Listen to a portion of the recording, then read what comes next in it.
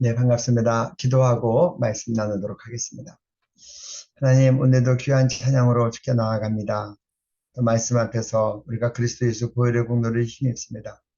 우리가 각각 모두를 또 각각이 줌으로 들어온 그 환경과 우리 오늘 드리는 예배의 시간을 어린 양 예수의 보혈로 덮어주시고 주님께서 천군천사로 호위하시며 오늘 주님께 집중되는 아벨의 제사처럼 주님께 연락되는 예배가 되게 해주십시오.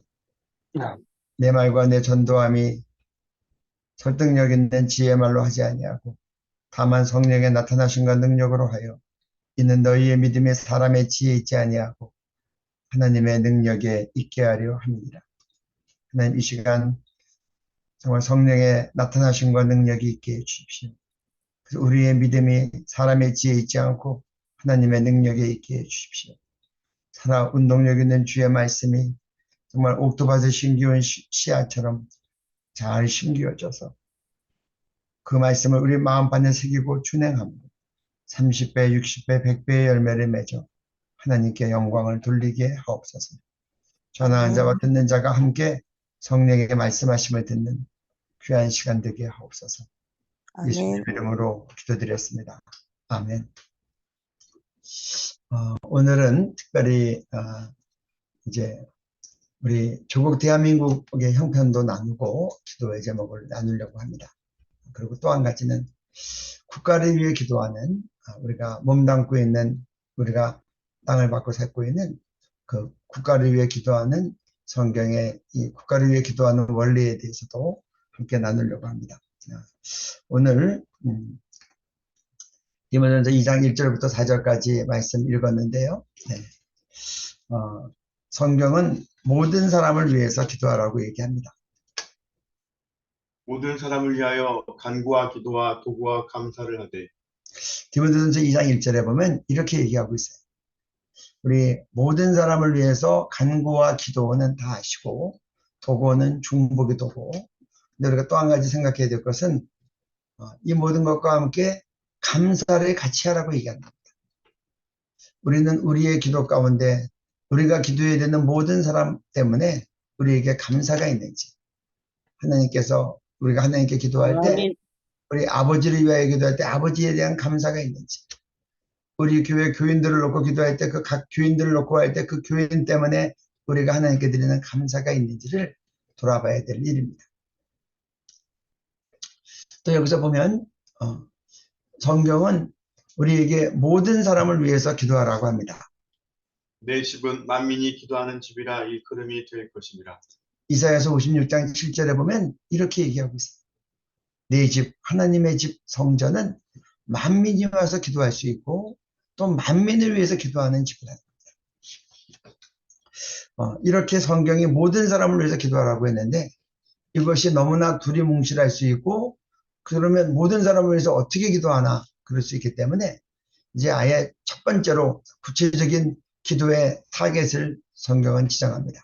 그런데 첫 번째로 지정된 것이 임금들과 높은 지위에 있는 모든 사람을 위해서 하라고 합니다. 근데 한 가지 우리가 생각해야 될 것은 임금이 아니라 임금들이라고 되어 있어요. 우리가 우리 조국 대한민국을 위해서 기도하면 우리나라 대통령만 위해서 기도하면 될 것 같은데 만약에 우리 선교사님들이 만약에 필리핀에 계시면 필리핀에 있는 대통령, 러시아에 계시면 푸틴 그러면 될 것 같은데 성경은 우리한테 그렇게 얘기하지 않아요. 그렇게 얘기하지 않아요. 성경은 이렇게 뭐라고 얘기하냐고 하면 임금들을 위해 국수를 얘기했어요. 이 말은 무슨 말이냐? 만약에 우리가 조국 대한민국을 위해서 기도해야 될 때 우리는 적어도 우리나라에 밀접한 영향을 미치는 우리가 이 북핵 문제 때문에 육자회담 했으면 육자회담 당사국들이 있었는데 적어도 이 육자회담 당사국의 정상들을 놓고 기도해야 된다.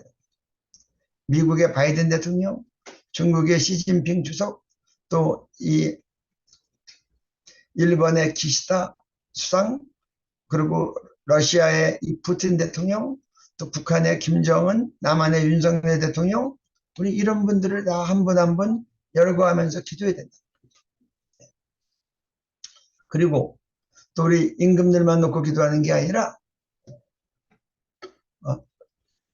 이어서 높은 지에 있는 모든 사람을 위해서 기도하라고 얘기합니다. 근데 이 높은 지에 있는 모든 사람, NIV 성경에 보면 이렇게 나와 있어요. All those in authority. 무슨 말이냐? 권세 있는 모든 사람들, 권위 있는 모든 사람들. 좀 더 풀어서 얘기하면 내가 속한 공동체에 있는 권위자들 위해서, 내가 속한 공동체에 있는 권세 잡은 사람들을 위해서 기도하는 거예요. 쉽게 예를 들면 우리 아이가 학교를 다니고 있어요. 그럼 우리 아이들한테 가르칠 때 너는 성경이 높은 지위에 있는 모든 사람을 위해서 기도하라고 했는데 이것은 네가 속한 공동체에 있는 권세자, 권위자들을 위해서 기도하라는 거예요. 교장 선생님을 위해서 기도하고 담임 선생님을 놓고 기도하고, 대학 다니는 아이 같으면 총장님을 놓고 기도하고, 보직 교수님들 놓고 기도하고, 또 교수님들, 지도 교수님 위해서 기도하고, 그리고 대학생 같으면 총학생회를 놓고 기도하고. 왜 총학생회를 놓고 기도해야 돼요? 제가 예전에 한 기독대학교를 섬긴 적이 있어요.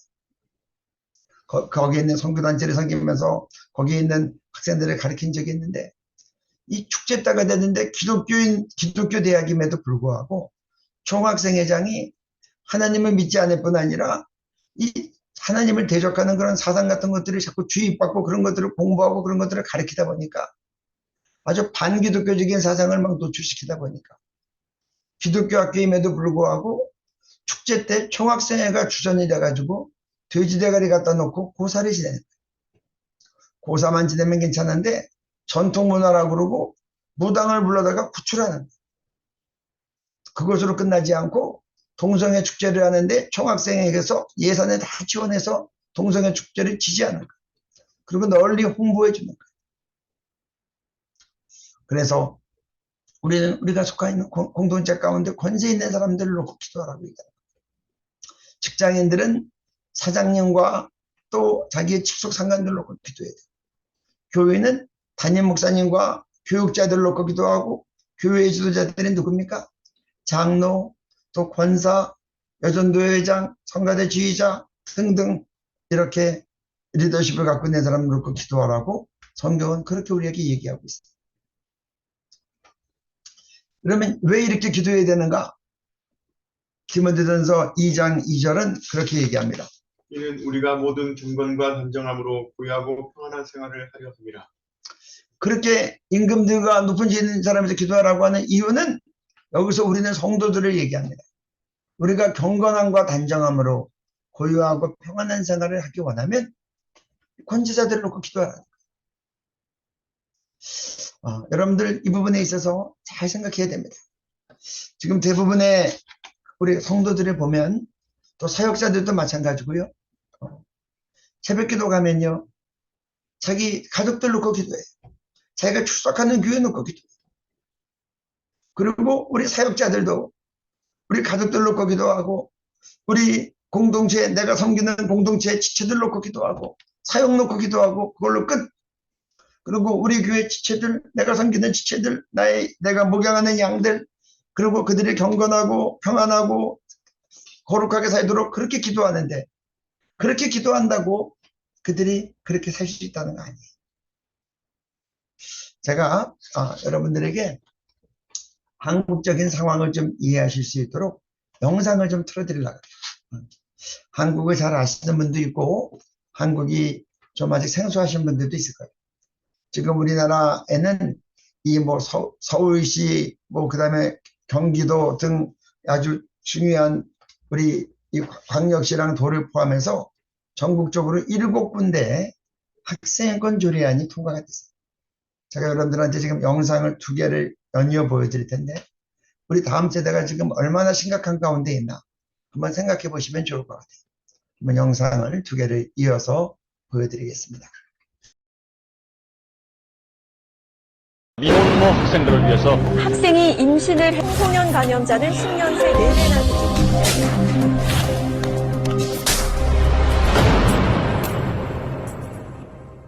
앞으로는 학생이 임신을 했거나 이성교제를 한다는 이유로 학교가 학습권을 침해하는 징계를 내리는 것이 금지됩니다. 정부는 이에 따라 미혼모 학생들을 위해서 출산 휴학 제도를 검토하고 있습니다. 덩치 큰 남학생이 여교사 뒤에서 어깨에 손을 올리고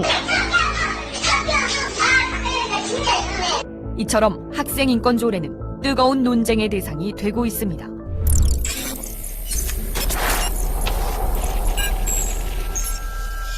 생물학적인 성인 남성과 여성을 전제로 하는 양성평등과는 달리 성평등은 동성애자, 트랜스젠더를 포함한 50여 가지나 되는 사회적 성을 말하는 것입니다. 양성평등과 성평등은 완전히 다른 뜻입니다. 학생인권 조례에는 성경험이 있는 학생에 대한 편견 금지, 임신 출산에 대한 차별 금지 조항이 포함되어 성인권 교육이라는 미명하에 성관계도 학생의 인권이라고 가르쳐 왔는데 그 결과 지난 3년간 출산을 경험한 청소년들이 무려 3천여 명에 달하는 지경입니다. 청소년도 속적 권리를 가진 인간입니다. 성욕이 있고 섹스를 합니다. 임신과 출산, 차별받지 않을 권리에 대해서 이야기하겠습니다. 스스로를 청소년 활동가라고 소개한 이 여고생의 발언은 학생인권 조례로 어떤 교육을 받았는지 여실히 보여주고 있습니다. 이처럼 성에 대한 기준이 무너지고 문란해진 결과 학생인권 조례 도입 이후 지난 5년간 청소년 성범죄 건수가 5배나 급증했습니다. 또 과반수 이상 학부모들의 반대에도 불구하고 성적 지향 차별금지 조항을 넣어 동성애를 옹호, 조장하면서도 그 위험성은 전혀 가르치지 않습니다. 그 결과 신규 에이즈 감염자가 10대부터 20대 초반의 청소년, 청년층에서 급증하고 있습니다.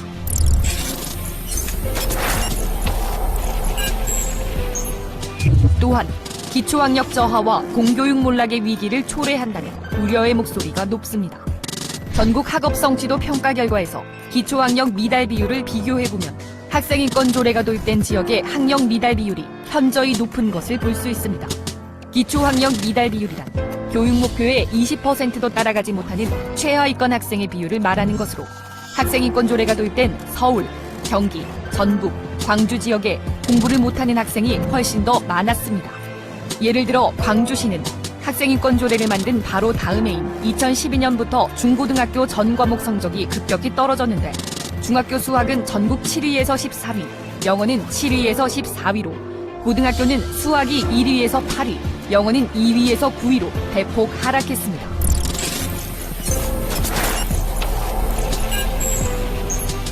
특히 학생인권 조례는 교사를 잠정적 인권 침해 집단으로 규정하고 학생이 교사를 감시, 신고하게 만들어 학교를 학생과 교사가 대립하는 갈등과 투쟁의 장소로 변질시키고 있습니다. 또 두발, 복장 자율화, 휴대폰 사용의 허용, 소지품 검사 금지, 반성문 강요 금지 등을 조례로 규정하여 기본적인 생활 지도가 불가능하게 만들어서 오히려 교사가 학생에게 폭행을 당하는 등 교권 침해가 날로 심각해지고 있습니다. 실제로 2010년에 학생인권 조례를 도입한 경기도는 2011년에 5배 증가했고 2011년에 도입한 광주시는 2012년에 2.5배 증가하는 등 조례가 도입된 지역에서 교권 침해 피해가 급증하는 것을 통계로 확인할 수 있습니다. 특히 학생인권센터에 학생인권옹호관을 두어 교사를 조사하고 징계를 권고하는 등 사실상 사법기관의 권한을 행사하는 것은 정말 심각한 문제를 야기합니다. 사법당국이 죄가 없다고 종결을 한 사안에 대해서도 직권조사할 수 있는 무소불위의 권한을 부여하는 것은 교사의 교육권을 심각하게 침해하는 것입니다. 실제로 경찰이 무혐의로 종결한 사건에 대해 계속 조사를 받던 전라북도의 한 교사가 억울함에 자살하는 사건까지 발생했습니다. 이처럼 이미 도입된 모든 지역에서 성문란, 기초학력 저하, 교권 침해 등 수많은 문제를 일으키고 있는 학생인권 조례. 최근 경남에서 진행한 여론조사에서 나타난 것처럼 대다수의 학부모들이 반대할 수밖에 없는 나쁜 조례입니다.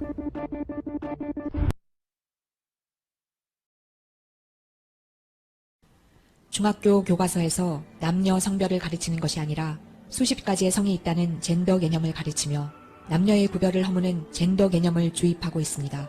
남녀의 차이가 사회적인 환경 때문에 차이가 발생하게 된다는 잘못된 이념을 가르치고 남녀 평등이 아니라 성평등을 가르칩니다. 결과적으로 아이들은 남녀 외에 수십 가지 다른 성이 있다는 젠더 이데올로기 사상을 갖게 됩니다. 그리고 무서운 에이즈 질병을 별거 아닌 것처럼 가르치며 당뇨나 고혈압 같은 만성질환의 하나라고 여기도록 가르칩니다. 에이즈가 얼마나 위험한 병인지 가르치지 않습니다. 그리고 에이즈 환자를 사회적 소수자라고 가르칩니다. 무서운 성병인 에이즈 환자가 왜 사회적 소수자로 사회에서 특별한 대우를 받아야 할 사람이라고 가르칩니까? 많은 시민들의 눈살을 찌푸리게 하는 음란한 퀴어 축제를 인권운동이며 문화축제라고 가르칩니다. 중학교 사회교과서에 기가 막힌 내용이 나옵니다. 스스로 자기의 인권의식을 평가해보라면서 2번 항목에 가족이나 친구 중에 동성애자가 있다면 기꺼이 이해하고 그들의 결혼까지 지지할 생각이 있냐고 물어봅니다. 예라고 대답해야 점수를 얻을 수 있습니다. 아니라고 대답하면 점수를 얻을 수 없습니다. 중학생들에게 동성애를 지지하라고 강요하고 있는 것입니다. 지금 분노한 학부모들의 정당한 요구를 무시한 채 자기들만의 공청회를 진행하고 있습니다. 중학교 교과서에서 마르크스 사상을 사회 문제를 극복하기 위한 대안이라고 가르치며 마르크스 사상의 심각한 문제점에 대해서는 일체 언급하지 않습니다. 중학교 역사 교과서에서 마르크스의 사회주의가 노동자들의 문제를 해결하는 해결책이라고 가르칩니다.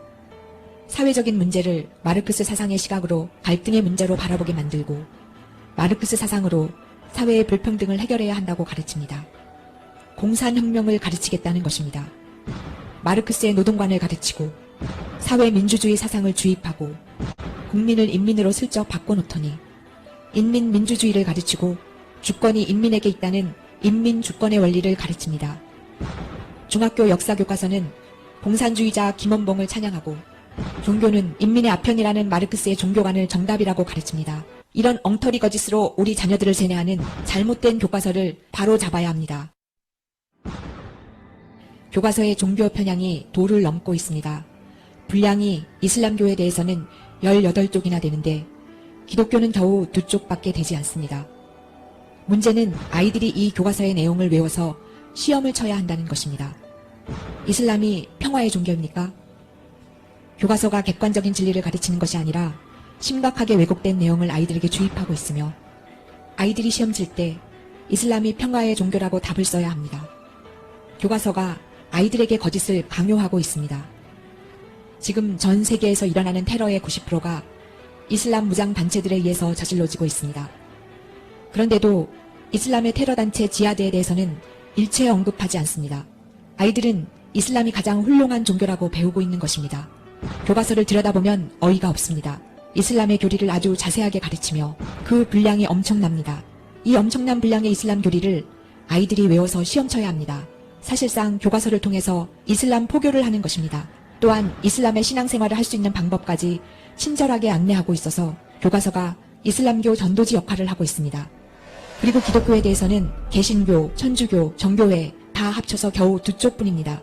그리고 아예 기독교라는 말은 쓰지 않고 우리나라 사람들에게 아주 생소한 크리스트교라는 용어를 사용하여서 의도적으로 기독교에 대한 인식을 지우려고 하고 있습니다. 이 고등학교 교과서에는 아예 기독교에 대한 내용이 없고 불교에 대한 내용을 무려 27쪽이나 수록하고 있습니다. 불교의 금강경을 상세하게 수록하고 있는데 공평하게 하려면 성경의 복음서도 교과서에 실어야 하지 않겠습니까?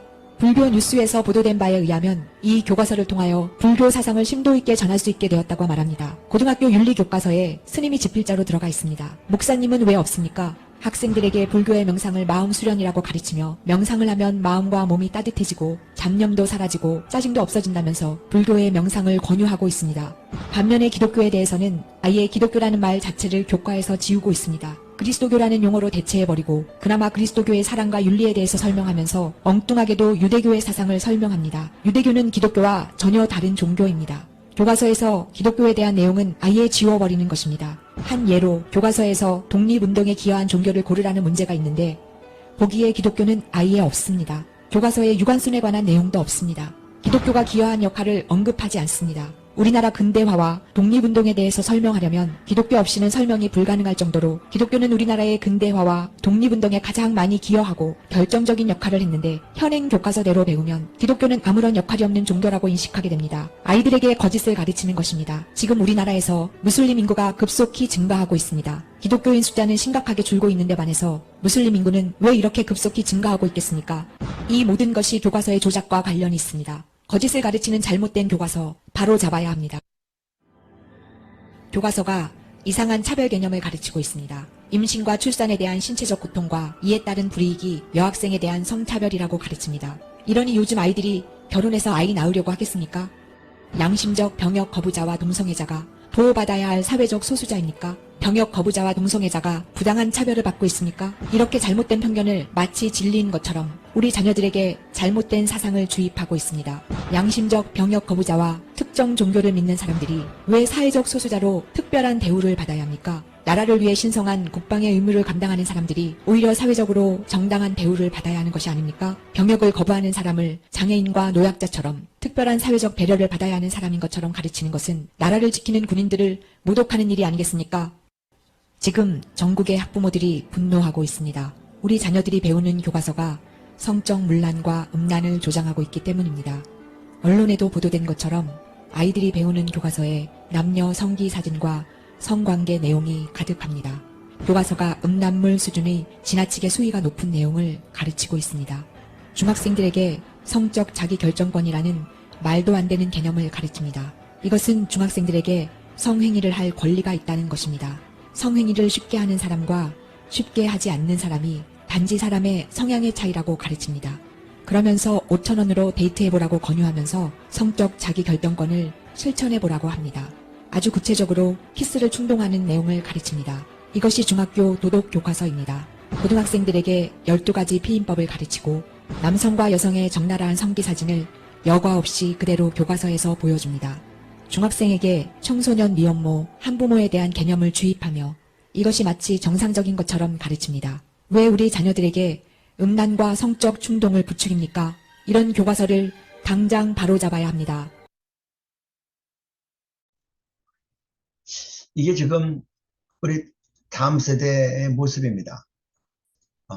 지난 겨울에도 이 교과서 문제 때문에 정말 많이 씨름하고 기자회견도 하고 국민대회도 하고 또 국회에 가서 정말 세미나도 하고 국회의원도 만나고 교육부 관계자들도 만나고 또 정말 심지어는 교육부 장관까지 만나서 이런 문제들을 놓고 우리 정말 이제 교육자들이 그리고 우리 시민단체 대표들이 가서 이 심각성을 얘기했는데 이미 벌어진 일들, 이미 엎질러진 물을 주워다 다시 고치기가 너무 어렵습니다.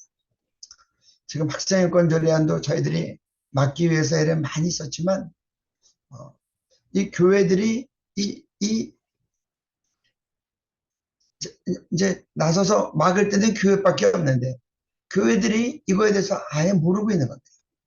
학생인권 조례안이 통과되니까 어떠한 일이 생기는가? 여기 나와 있는 것처럼 아이들한테 성적 자기결정권을 가르치고 중학교 1학년 아이들 이제 성문화센터라고 이제 현장 시집처럼 나가면 그 중학교 1학년 거기서 콘돔 씌우는 연습을 실습을 시키는 겁니다. 지금 우리 자녀들 놓고 아무리 기도해도 우리가 우리 자녀들 다니엘처럼 요셉처럼 에스더처럼 거룩하게 해달라고 기도해도 성경의 원리대로 우리가 임금들과 높은 지에 있는 모든 사람을 위해서 기도하지 않으면 우리가 모든 경건과 단정함으로 고유하고 평안 현상을 못한다는 거죠.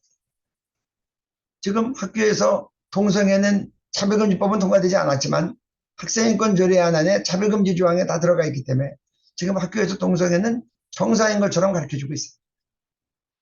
그래서 아이들한테도 그 모든 도서에 보면 다양한 가족이 있는데 엄마 아빠도 있지만 여자끼리도 부부고 남자끼리도 부부고 이 다양한 가족이라고 하는 좋은 이름 속에 그런 것들이 다 들어와 있는 겁니다. 그래서 저희들이 기억해야 될 것은 특별히 기도하시는 분들 또 리더들이 기억해야 될 것은 정말 우리가 그리고 우리의 가족들이 그리고 내가 목욕하는 성도들이 경건과 단정함으로 고유하고 평안한 생활을 원한다면 성경의 원리대로 임금들과 높은 지위에 있는 사람들에서 기도해야 된다. 그렇지 않으면 내 자녀가 학교에서 동성애 죄라고 얘기했다가 불이익당하고 또 내 자녀가 공부 잘해서 의사가 됐다고 좋아했는데 산부인과 대사가 돼가지고 낙태수술 거부했다가 불이익을 당하고 차별금지법 통과되면 이런 낙태수술 거부하면 처벌받죠. 제가 한번 이 실제적인 예를 한번 좀 들어볼까요? 지금 차별금지법이 통과된 나라들, 지금 하나님의 은혜로 우리가 한국은 차별금지법을 막고 있지만 그 예를 좀 들어보면 영국 셰필드 대학교에서 한 대학원생이 동성애는 죄라고 페이스북에 올렸다가 대학원장이 퇴학당했어요. 2023년 2월 올해 뉴스입니다. 영국 감리교 신학대학에서 엘렌 에드워즈 교수가 동성애 죄라는 글을 올렸더니 학교에서 내리라 그랬어요. 신앙 양심상 내릴 수 없다 그랬더니 해고시켜버렸어요. 한 영국 교회가 동성애자를 교육전도사 채용해서 거부했다고 8,500만 원 손해배상을 받았어요. 미국 플레인웰 고등학교에서는 동성애 죄라고 한 고3 학생을 정학을 시켰어요. 이 학생이 이제 대학 가야 되는데 정학을 당했으니 학교를 대상으로 소송에 들어갔어요. 여러분, 소송이 빨리 끝납니까? 1년, 2년, 3년 마지막 대법원까지 가는데 지금 카나다에서 미성년자 딸이 성전환하겠다 그래서 아버지가 반대했더니 학생이 학교에 가서 선생님한테 그 얘기를 했어요. 내가 아빠한테 얘기했더니 아빠는 반대합니다. 그랬더니 교사가 아버지를 경찰에 고발했어요. 그래서 아버지가 양육권을 뺏겼습니다. 우리 LA에서 있었던 교포사회에 있었던 말씀 드릴까요? 네. 2021년 미국 LA 한인 찜질방 여탕에 남자가 들어갔지만 차별금지법이 통과되어 막을 수 없었음. 생물학적으로 남자이지만 자신을 여성이라고 선언할 때 여자 화장실, 탈의실, 목욕탕에 들어가는 것을 막으면 차벌. 2021년 6월에 미국 LA 찜질방 여탕에 들어간 남성을 막지 못함. 한인 스파 직원과 트랜스젠더 남성의 여탕 출입을 지지하는 남성 고객. 이게 지금 LA에 있는 한인 여자 찜질방에 미국 남자가 들어간 겁니다. 뭐라고 얘기했냐고 하면 나는 여자다. 나는 생식기 전환 수술은 하지 않았지만 나는 지금부터 내가 여자 하겠다. 그렇게 선언하고 들어간 거예요.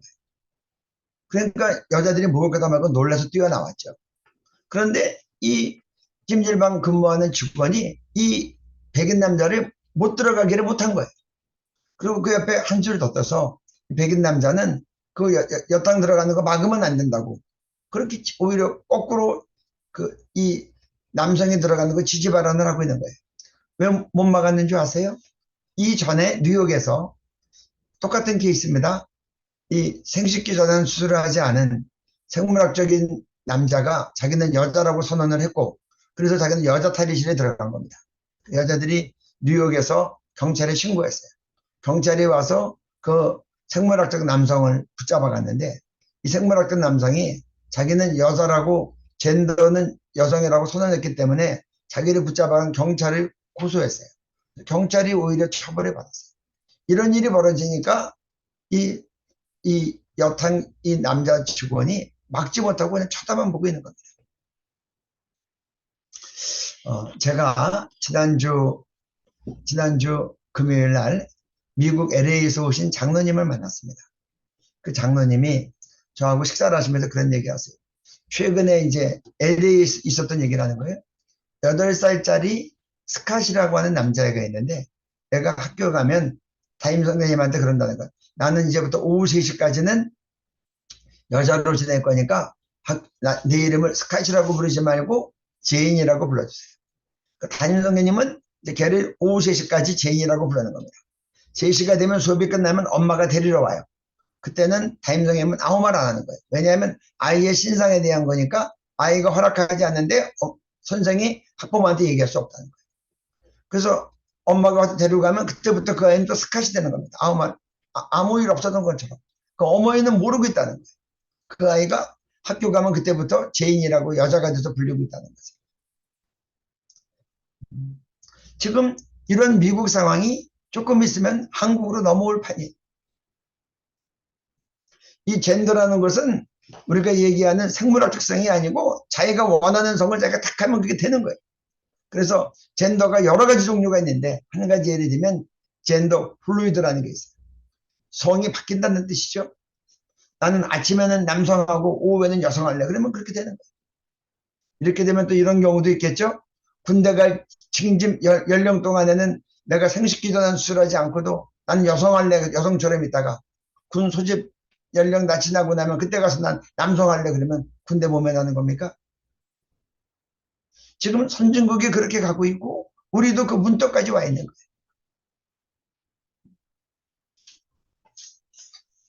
지금 이런 상황 가운데서 제가 카나다에 있었던 한 학부모가 저한테 한국에 방문하면서 저한테 그런 얘기를 했어요.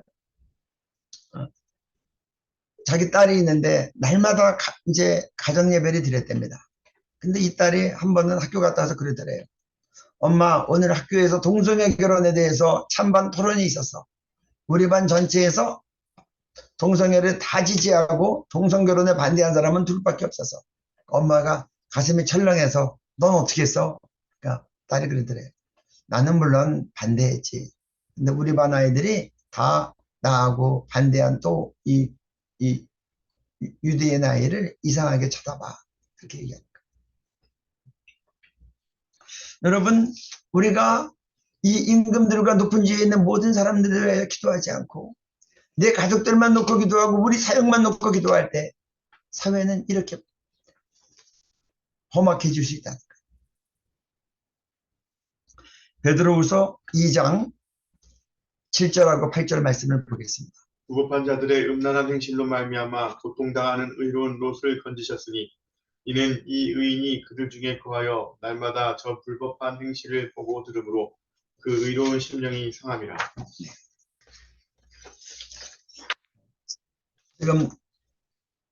지금 우리나라의 지금 이 심각한 문제는 뭐냐고 하면요. 우리나라에 옛날에는 낙태죄가 있었습니다. 낙태하면은 처벌했어요. 그랬더니 헌법재판소에 가서 이거를 갖다 신고해가지고 우리나라 낙태죄가 2019년에 낙태죄가 헌법 불합치 판정을 받아서 그래서 이제 지금은 새로운 낙태법을 만들지 않았기 때문에 낙태법이 없는 상태가 됐어요. 그랬더니 어떤 상황이 벌어졌는가? 임신 34주가 된 임산부가 산부인과에 가서 낙태 수술을 했어요. 그러니까 아이가 너무 크니까 제왕절개를 수술을 해서 그 태어난 아이를 꺼집어내서 살아있으니까 물에 빠뜨려서 죽였습니다. 근데 대법원 판결이 나왔는데 34주가 된 아이를 낙태해서 죽였는데도 낙태죄에 대해서만큼은 적용할 법이 없다 그래서 이 낙태죄에 대해서 무죄 판결을 받았어요. 이 임산부가 산부인과 의사에게 무려 2,600만 원을 주고 낙태 수술한 겁니다. 저는 이거는 청부살인이라고 생각을 해요. 지금 오늘날 우리 한국 사회가 왜 이렇게까지 어려운 지경에 들어갔는가? 성경의 원리대로 위정자들이 위하여 첫 번째로 기도하지 않는 겁니다. 성경은 대통령과 임금들과 높은 지위에 있는 모든 사람을 위해서 기도하라고 했는데 첫 번째로 기도하지도 않을 뿐더러 아예 기도하지 않는 사람들이 대부분이라는 거예요. 여러분들은 조국 대한민국을 위해서 기도할 때 그렇게 기도하셔야 됩니다. 위정자들을 위해서 기도해요. 여러분들이 좋건 싫건 국민들이 뽑아서 낸 대통령을 놓고 기도해야 되고 높은 지위에 있는 사람들을 위해서 기도해요. 특별히 국회의원들 놓고 기도해요. 하나님 대적하는 하나님이 창조한 남성 여성 외에도 수십 가지 성이 있다고 지금은 많아져 가지고 100가지도 넘는 성을 만들어냈어요. 그런 것들을 법으로 만들어서 그거에 대해서 잘못됐다고 얘기하면 법적으로 처벌하는 그런 차별금지법 만드는 국회의원들 세워지지 않도록 기도해야 됩니다. 여러분들 지금 선교사님들이 많으신데 여러분들이 선교사역만 잘하면 될 것 같습니까? 제가 안드레아 윌리엄스라고 영국에서 2010년도 평등법, 우리나라 말로는 차별금지법입니다. 그게 통과될 때 앞장서서 막아섰던 그런 변호사가 있었어요. 그분의 너무나 귀한 간증이 많아서 그분을 한국에 초청해서 말씀을 들었습니다. 그분이 우리나라의 중요한 교회들이 다니면서 차별금지법 꼭 막아야 된다고 얘기하고 영국에서 어떻게 실패했는지를 설명하고 난 다음에 그분이 떠나기 전에 저한테 이렇게 얘기하더라고요. 한국교회만큼은 차별금지법을 꼭 막아서 무너진 유럽교회의 소망이 되달라. 두 번째입니다. 이거 잘 들으시기 바랍니다. 유능하고 똑똑한 우리 사역자들은 제가 들은 대로 전하는 거니까 용서하고 들으세요. 선교사로 내보내지 말고 한국교회에 남아서 차별금지법 꼭 막아서게 해라. 그렇지 않아서 차별금지법 통과되면 한국교회가 짓밟히고 한국교회가 몰락하면 한국교회가 파송한 26,000명의 선교사님들 다 한국으로 철수해야 된다. 지금 영국이 그렇다는 거고 유럽이 그렇다는 거예요. 그리고 세 번째로는 옛날에 우리가 너희한테 선교사 보냈는데 이제는 너희가 우리한테 선교사 보내달라. 영국으로 선교사 보내달라고 하죠.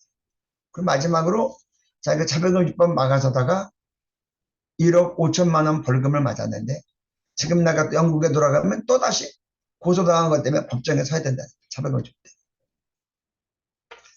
저는 우리 선교사님들은 한국교회라고 하는 항공모함에서 비행기가 출발해서 각각의 사역을 하고 있는 그런 출전한 비행기들이라고도 생각해 봅니다. 그런데 항공모함이 사단의 폭격을 받아서 불이 타고 있어요. 그럼 여러분들이 사역하고 나서 돌아와야 되는데 돌아와야 될 모함이 불이 난 거예요. 어떻게 착륙하겠어요? 차별금지법이 통과되고 하나님의 대적하는 사상이 방배하고 우리 자녀들은 이렇게 이슬람은 18쪽, 불교는 6쪽, 기독교는 2쪽을 배우고 성적으로 다 망가져 있고 이렇게 돼서 교회가 몰락하면 여러분들이 와서 선교복음을 할 때는 어디가 되어지는 거고 여러분들이 후원하고 재정적으로 후원하고 기도했던 교회들이 다 무너지고 할아버지 할머니들만 남는다면 그때 한국교회의 선교는 어떻게 되겠어요?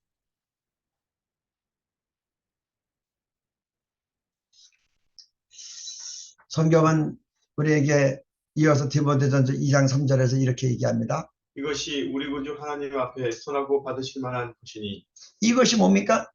임금들과 높은 지에 있는 모든 사람을 위해서 기도하는 것이 하나님 앞에 선하고 받으실 만한 것이다. 여러분 하나님 앞에서 하나님께서 받으실 만한 기도하기를 원하면 임금들과 높은 지에서 모든 기도하라는 거예요. 그리고 그런 이유는 성도들이 경건과 단정함으로 고요하고 평안한 삶을 살게 하는 정부를 좋은 정부라고 압축해서 얘기할 때 이러한 좋은 정부는 하나님의 기뻐하시는 뜻이다.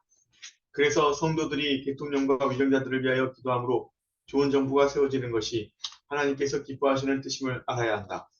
제가 이제 그렇게 기도하라고 한 뜻은 마지막 결론은 디모데전서 2장 4절입니다. 우리 이 말씀을 보겠습니다. 하나님은 모든 사람이 구원을 받으며 진리를 아는 데 이르기를 원하시느니라. 그래서 우리가 내용을 정리해 봅니다. 우리 1절부터 4절까지 말씀 다시 한번 봅니다.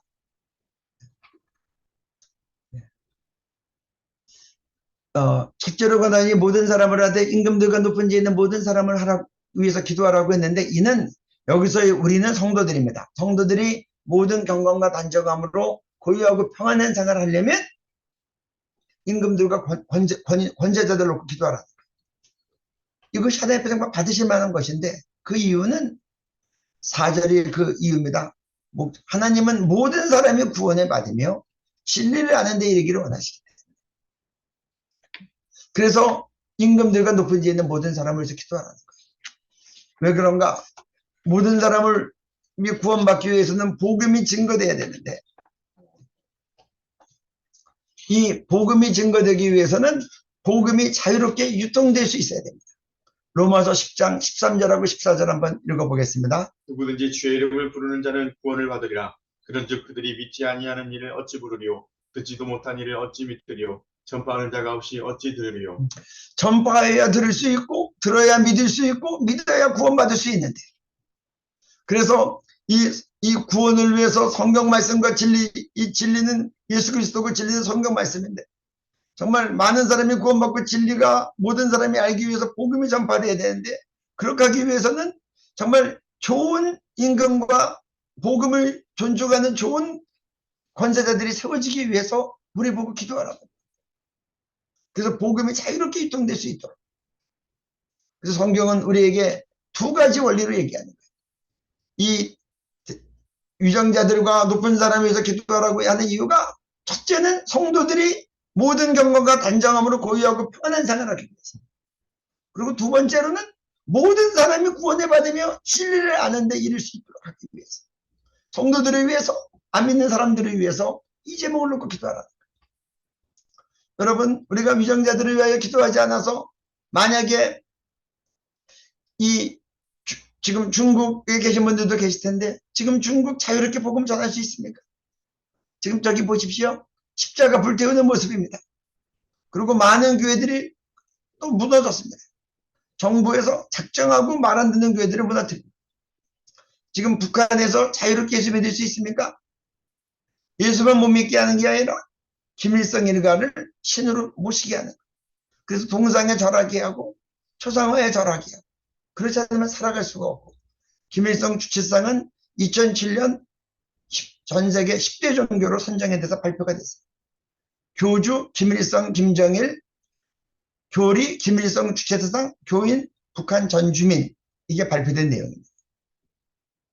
그래서 주님은 모든 사람이 구원을 받으며 진리를 아는 데 이르기 위하여 우리 보고 임금들과 높은 지에 있는 모든 사람을 위해서 기도하라고 하는 겁니다. 이제 하나님은 이러한 소원을 갖고 계시기 때문에 이것이 하나님의 기뻐하시는 뜻이기 때문에 우리 요한일서 5장 14절 15절 말씀 보겠습니다. 그를 향하여 우리가 가진 바 담대함이 이것이니 그의 뜻대로 무엇을 구하면 들으심이라. 우리가 무엇이든지 구하는 바를 들으시는 줄을 안즉 우리가 그에게 구한 그것을 얻은 줄을 또한 아느니라. 성경은 우리에게 분명히 얘기합니다. 임금들과 높은 지는 모든 사람을 위해서 기도하라. 이것이 선하고 내게 받으실 만한 것이다. 그것은 하나님께서 모든 사람이 구원을 받으며 진리를 아는 데 이르기를 원하시기 때문이다 라고 했기 때문에 그건 하나님의 기뻐하시는 뜻입니다. 성경은 우리가 하나님의 뜻대로 무엇을 구하면 들으십니다. 우리가 무엇이든지 구하는 바를 들으시는 줄을 안즉 우리가 그에게 구한 그것을 얻은 줄을 또한 안다고 이렇게 얘기합니다. 그래서 우리가 임금들과 높은 지에 있는 사람 모든 사람을 위해서 기도하면 하나님께서 그의 뜻대로 성도들과 우리 사역자들과 가족들과 우리 선교사님들이 돌보는 그런 양들에게 모든 경건과 단정함으로 고유하고 평안하게 살게 하실 것입니다. 그리고 또한 그 선교사님들의 사역하는 그 나라의 국민들이 이제 모든 사람이 구원을 받으며 진리를 아는 데 이를 수 있는 하나님의 소원이 이루어지게 하실 것입니다. 우리 성도들은 나라를 바로 세우기 위해서 두 가지 권리가 있습니다. 정치제도를 통해서 행사하는 겁니다. 참정권이 있습니다. 또 대한민국에서는 우리들이 투표할 뿐만이 아니라 필요하면 기자회견도 할 수 있고 국민대회도 할 수 있고 게시판에 글도 올릴 수 있고 필요하면 우리가 피켓도 들고 나가서 시위할 수 있습니다.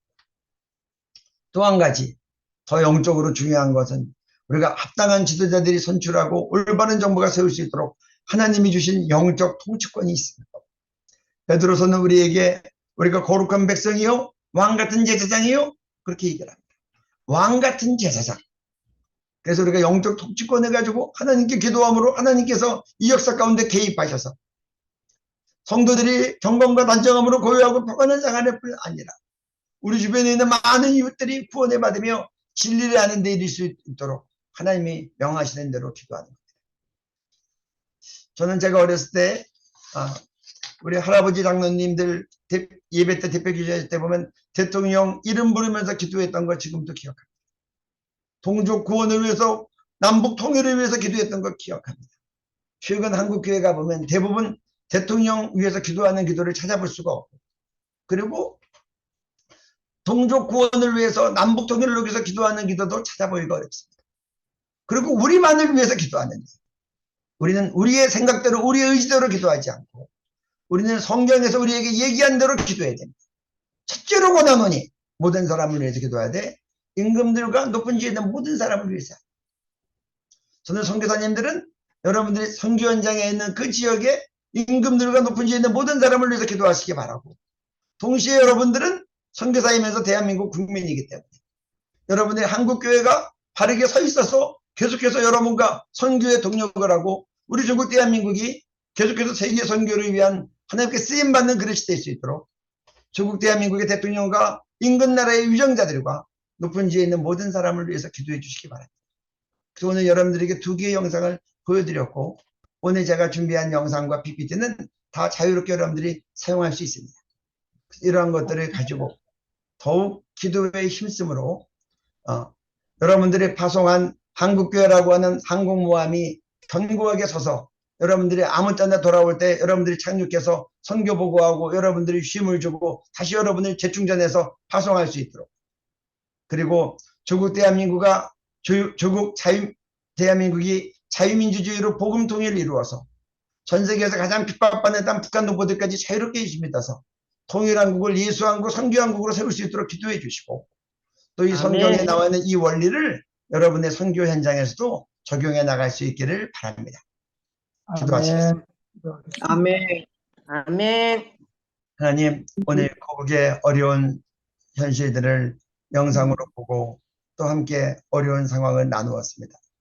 하나님, 우리가 하나님께 정말 작고 연약한 나라가 택함받아서 하나님께서 이 나라에 경제적인 발전도 주시고 한국교회 영적 부흥도 주셔서 지금 전 세계에 정말 2만 5, 6천 명의 선교사를 파송하는 그런 나라가 되었는데 이제 우리가 성경의 원리대로 기도하게 해 주옵소서. 그래서 이 나라가 정말 한국교회가 모든 경건과 단정함으로 고유하고 경건하게 살아가게 하시고 또 하나님께서 선하고 받으실 만한 이런 대통령과 유정자들을 위한 기도를 늘 올려드리게 하시고 그래서 모든 사람이 구원을 받으며 진리를 하는 데 이르기를 원하시는 하나님의 소원을 이루게 하셔서 성경의 원리대로 기도함으로 우리가 돌보는 모든 양들이 하나님 앞에서 경건하고 또 많은 영혼들이 구원을 받을 수 있도록 그렇게 기도하는 지혜로운 우리들이 되게 하시고 성경 말씀에 순응해서 기도하는 우리들이 되게 하셔서 이 열매를 거두어 하나님께 영광 돌리게 하여 주옵소서.